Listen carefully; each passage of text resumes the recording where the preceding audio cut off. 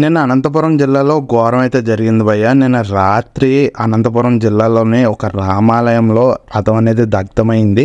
అసలు ఈ రథం ఎందుకు దగ్ధమైంది, ఎవరు దగ్ధం చేశారు అనేది ఈ వీడియోలో మాట్లాడుకుందాం. ఇంతకీ ఈ రథం ఎక్కడ దగ్ధమైందంటే అనంతపురం జిల్లాలోని రాయదుర్గం నియోజకవర్గంలో కనేకల్ మండలంలో అనాకల్ అనే ఊర్లో అయితే ఈ రామాలయంలో రథం అయితే దగ్ధమైంది. ఈ రథం ఎప్పుడు దగ్ధమైందంటే నిన్న రాత్రి 2 నుంచి 3 ప్రాంతంలో అయితే ఈ రథం అనేది దగ్ధమైందని స్థానికులు అయితే చెప్తున్నారు. దాదాపుగా రథం అనేది పూర్తిగా కాలిపోయింది. బేసిక్గా స్థానికులకు మంటల వాసన అనేది రావడంతో బయటకు వచ్చేసరికి ఈ రథం అయితే కాలిపోతుందంట. సో అప్పుడు ఆపే టైంకి వాళ్ళకి దాదాపుగా 1/3 అయితే రథం కాలిపోయిందని చెప్తున్నారు. కొంత భాగం అయితే ఉంది, కానీ అసలు ఈ రథాన్ని ఎవరు తగలబెట్టారనేది మాత్రం ఇప్పటికైతే తెలియలేదు. ఈ రథాన్ని తగలబెట్టిందని పోలీసులకు తెలియగానే డిఎస్పీ రవి గారు అయితే వెంటనే ఈ స్థలానికి అయితే వచ్చారు. వచ్చి దర్యాప్తు అయితే స్టార్ట్ చేశారు. సో డిఎస్పీ రవి గారు 4 బృందాలుగా ఏర్పాటు చేసి ఎవరు ఈ రథాన్ని కాల్చారనేది ఎంక్వైరీ అయితే చేయడం మొదలుపెట్టారు. నారా చంద్రబాబు నాయుడు గారు కూడా ఈ రథం మీద ఎంక్వైరీ చేయమన్నారు. ఏ విషయం అనేది ప్రతిదీ నాకు తెలియాలంటూ చంద్రబాబు నాయుడు గారు కూడా చెప్పారని డిఎస్పీ రవిబాబు గారు అయితే చెప్పారు. ఇంతకీ రథం ఎలా కాలిపోయింది అనేది మాత్రం ఇప్పుడు తెలియదు.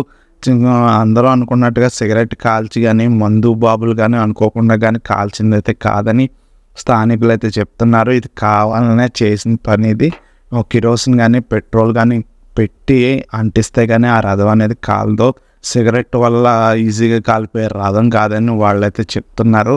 అసలు ఎందుకు ఈ రథం అనేది కాలిపోయింది అనేది ఇప్పటివరకు తెలియదు. దీంట్లో ఏ విధమైన కుట్ర ఉందో కూడా ఇప్పటివరకు అయితే బయటపడలేదు. నేను రాత్రి జరిగింది కాబట్టి పోలీసులు అయితే దర్యాప్తు అయితే చేస్తున్నారు.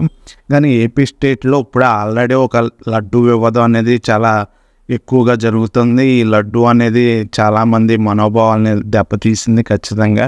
ప్రజెంట్ ఏపీలో అన్ని రాజకీయ పార్టీలు కానీ దేశంలో కానీ అన్ని పార్టీలు కూడా ఈ లడ్డు వివాదం పైన స్పందిస్తున్నాయి. అసలు ప్రజెంట్ అయితే ఏపీలో చాలా వివాదాలే చోటు చేసుకుంటున్నాయి. తిరుపతి లడ్డూలో కల్తీ జరిగిందని అధికార పార్టీ అయితే చెప్తుంది. వైఎస్ఆర్సీపీ పార్టీ అయితే మేము అలా చేయలేదని దేవుడి మీద ప్రమాణాలు చేస్తున్నారు.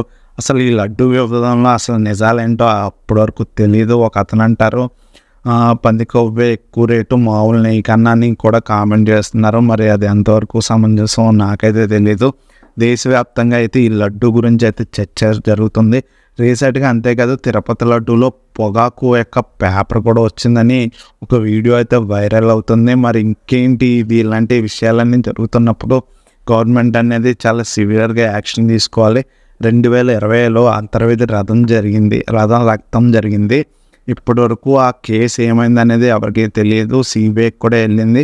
సిబిఐ 4 సంవత్సరాల నుంచి కేసు ఏమైంది, అసలు ఎక్కడ మూవ్ అవుతుంది అనేది కూడా ఇప్పటివరకు అంతర్వేది గ్రామ ప్రజలకు కానీ స్టేట్కి కానీ తెలియదు. ఇప్పుడు ఆ కేసు లాగే ఈ కేసు కూడా అవుతుందని జనాలు అయితే భయపడుతున్నారు. హిందువుల మనోభావాలతో ఎందుకని ఇలాగా జరుగుతుంది, ఎక్కడ ఈ రాజకీయ కుట్ర జరుగుతుందనేది జనాలు మాత్రం చాలా ఆశ్చర్యపోతున్నారు. ఎందుకని హిందువుల మీదే పడుతున్నారని స్థానికులు కూడా చాలామంది చెప్తున్నారు.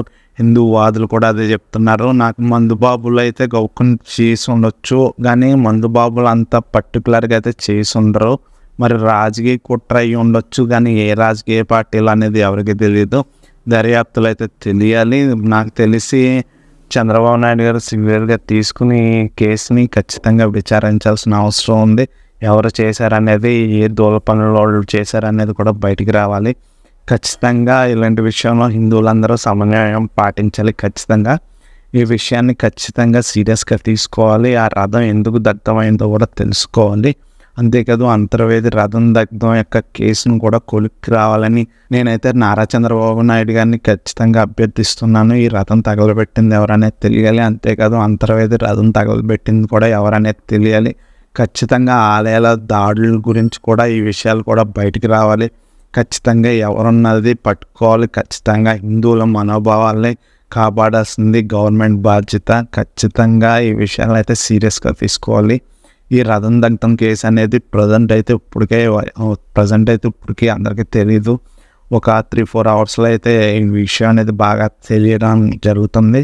ఖచ్చితంగా ఈ విషయాన్ని అయితే ఖచ్చితంగా సీరియస్ తీసుకోవాలి. హిందువుల మనోభావాలను అయితే ఖచ్చితంగా కాపాడాలని